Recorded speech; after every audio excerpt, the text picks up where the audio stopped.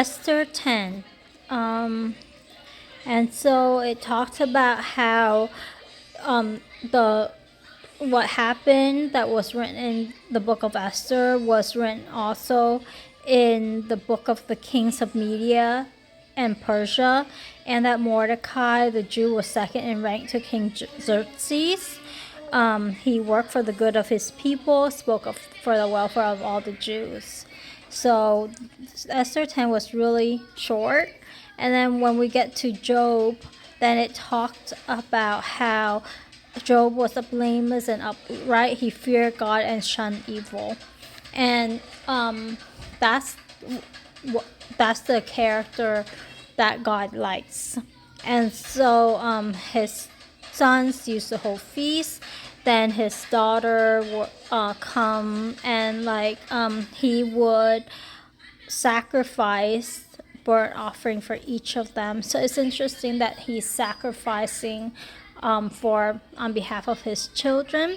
And it actually led me to think about, recently I was reading from the Faith of the Fathers in ancient China. There's a book about it, and how the Chinese feel like sacrifices is a very important part of worship, similar to the Israelites. So that would cross my mind. And then the angels came to present themselves before the Lord, and Satan also came with them.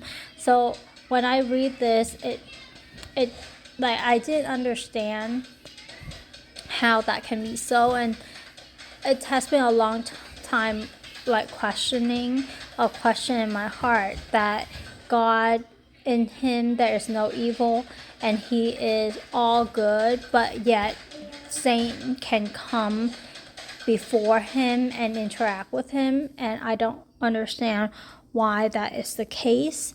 It's this portion, because I kind of started reading the Legend of the Jews, this kind of remind me of a story from Legend of the Jews, and I don't understand how much of Legend of the Jews are true, and how much of it is legend. And so I know that everything in the Bible is God breathed and it's accurate, but it just is hard for me to understand this part written in the Bible about Satan and his interaction with God. So what happened was that God allowed Satan to strip down everything that Job has, and basically gave that, Satan said that the Lord kind of put a hedge around Job and all his household and everything he has, and now that kind of power was given to Satan. So he really wreaked havoc. And but with bad news coming,